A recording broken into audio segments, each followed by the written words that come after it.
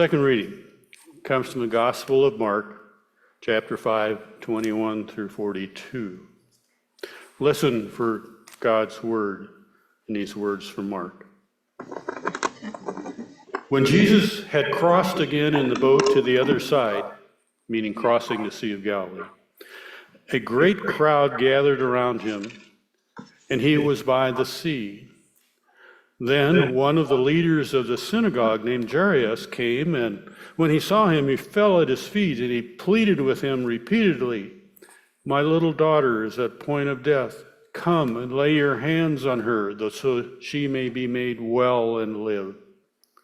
So he went with him. And a large crowd followed and pressed in on him. Now there was a woman who had been suffering from a flow of blood for 12 years. She had endured much under many physicians and had spent all she had, and she was no better, but rather grew worse.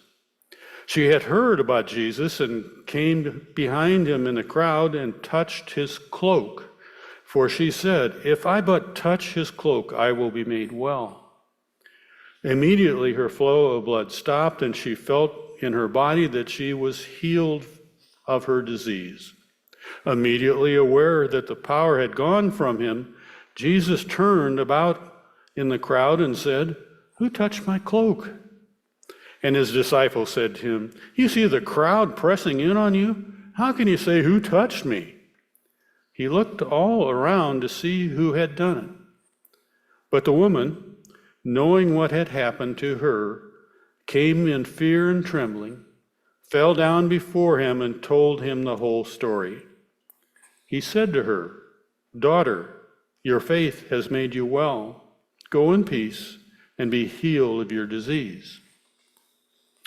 While he was still speaking, some people came from the synagogue leader's house to say, "Your daughter is dead. Why trouble the teacher any further?" But overhearing what was said, Jesus said to the synagogue leader, "Do not be afraid, only believe." He allowed no one to follow them except Peter, James, John, the brother of James.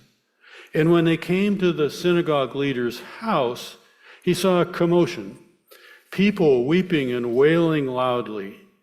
When he had entered, he said to them, "Why do you make a commotion and weep? The child is not dead, only but asleep." And they laughed at him. Then he put them all outside and took the child's father and mother and those who were with him and went in where the child was. Taking her by the hand, he said to her, "Talitha cum," which means, "Little girl, get up." And immediately the girl stood up and began to walk about. She was 12 years of age. At this, they were overcome with amazement. He strictly ordered them that no one should know this and told them to give her something to eat. The Gospel of the Lord. Praise to you, O Christ. Well, you know I'm an engineer and I'm not one to have a great vocabulary, but I learned a new word this week, intercalation. If you want to see the word, look at the title for the sermon, and you can see how it's spelled. It's actually one of Mark's favorite writing styles. Intercalation is to place two stories in a sandwich relationship. As an example, our second reading for today begins with the healing story of the young daughter of the synagogue leader, Jairus, then is interrupted by the healing story of a woman with hemorrhages for 12 years. Then the reading concludes by going back to the young girl and raising her even though she had died waiting for the delayed Jesus to arrive.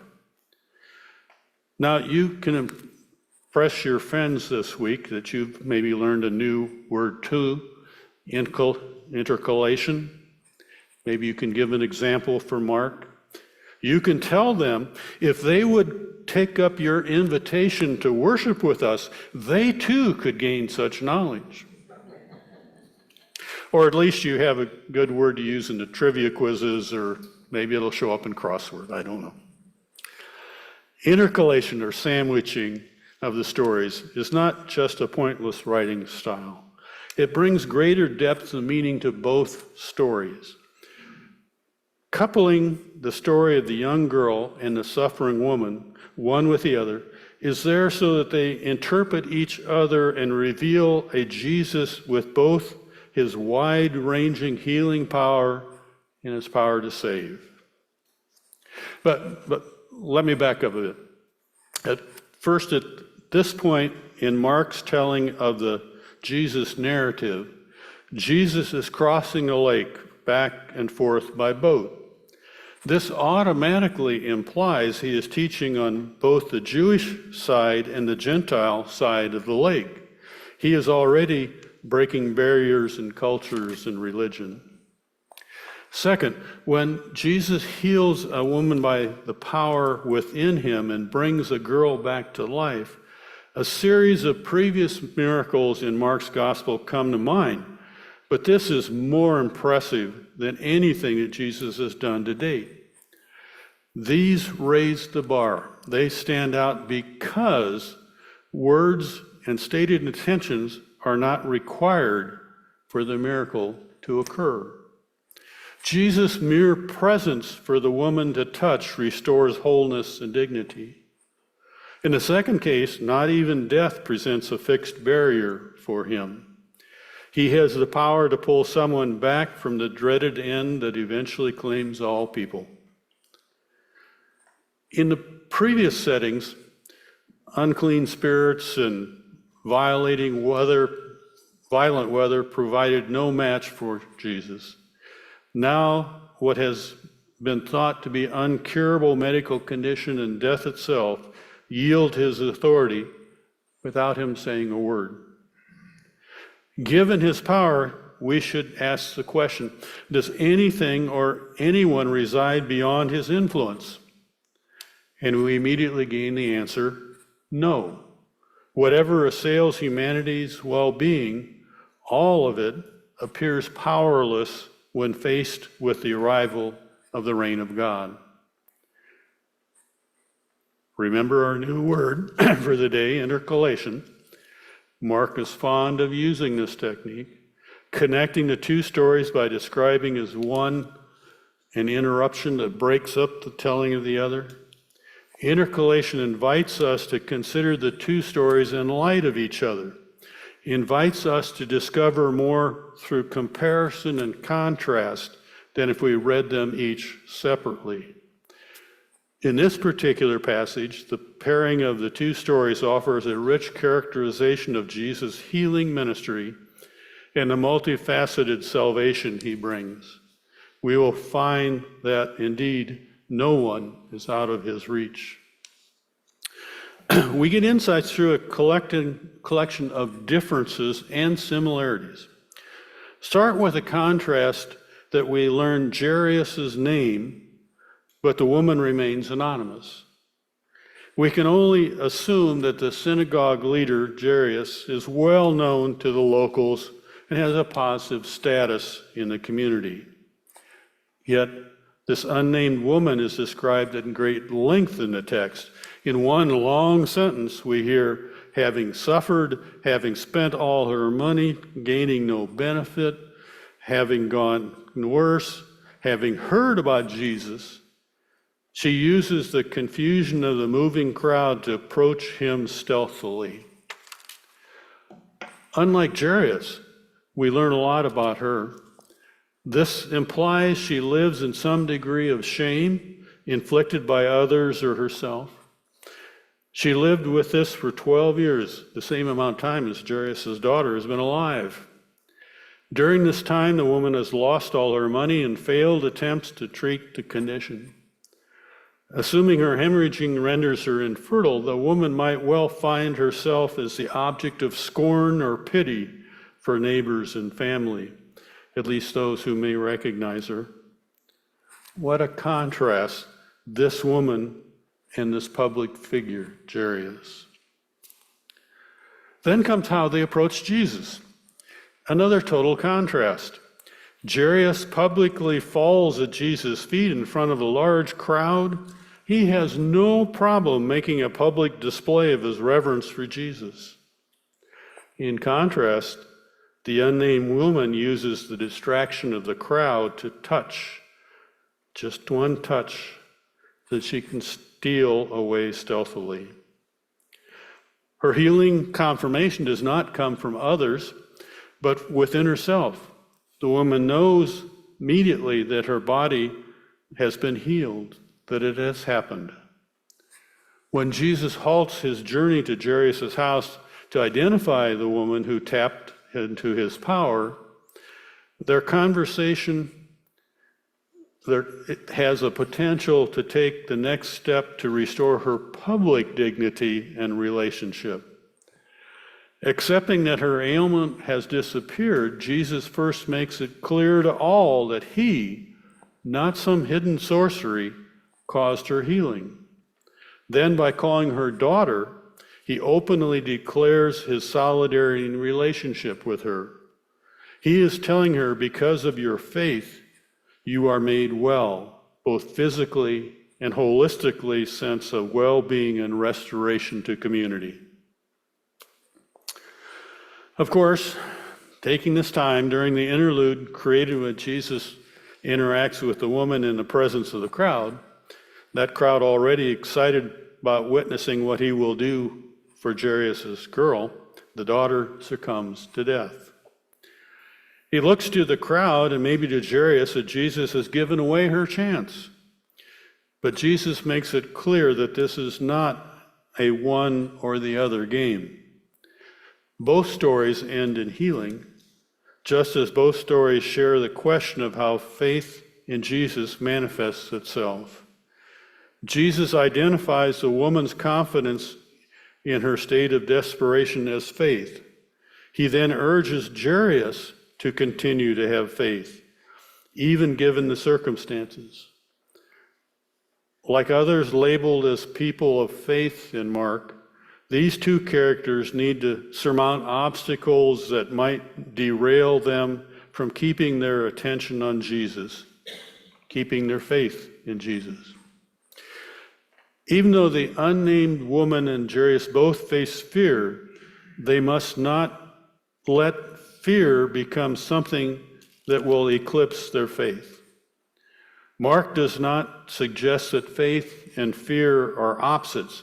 Both of them represent ways that people respond to dangerous circumstances or respond to conditions that exceed humans' ability to control.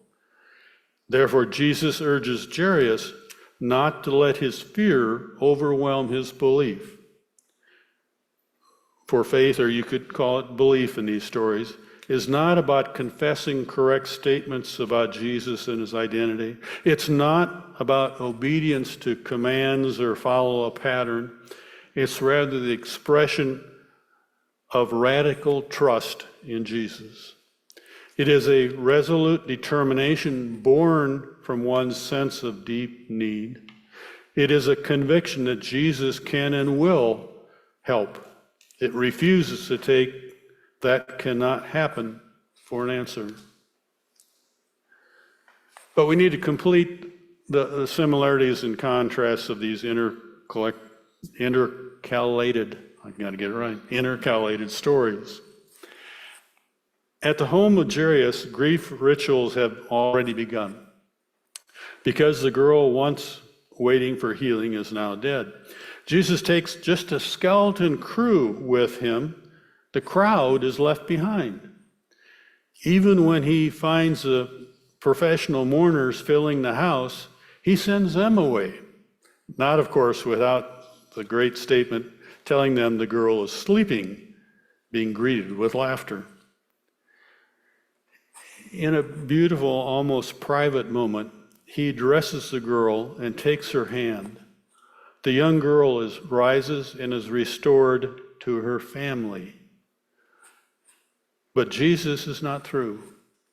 He wants to keep quiet about what happened here, but nonetheless instructs to give her something to eat, symbolizing going forward with her life. The differences between the connected stories highlights the dynamic nature of Jesus' ministry. When Jesus tells people to keep the news of Jairus' daughter to themselves, given the circumstances, an absurd-sounding command, the story resembles other parts of Mark in which Jesus tries to keep his deeds unknown. On the other hand, Jesus is solely responsible for directing a crowd's attention to the woman's otherwise unseen efforts to be healed.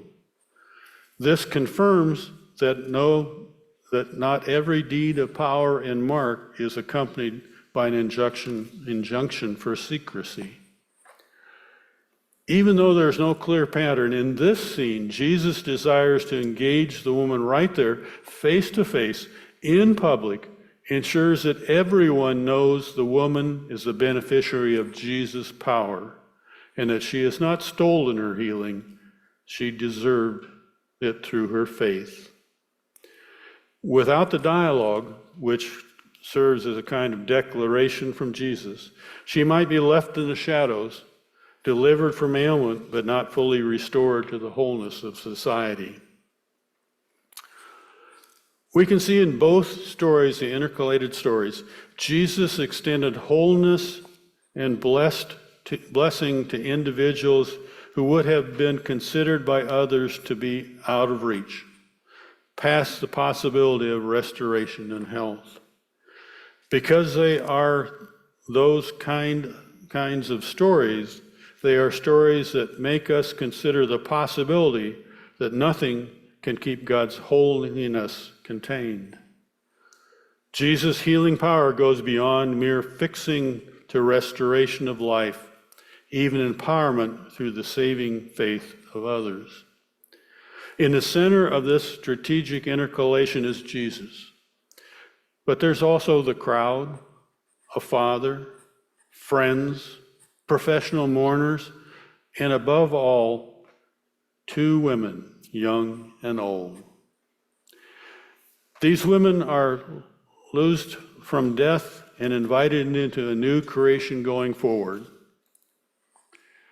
Given these two stories, it's no wonder Jesus is a magnetic force in the Gospel of Mark, attracting people who live in desperation, but yet still venture to him with a faith that insists they are not beyond his healing words and touch. I pray, may we be among those faith venturing to him, with a faith that insists we are not beyond his healing words and touch. Amen.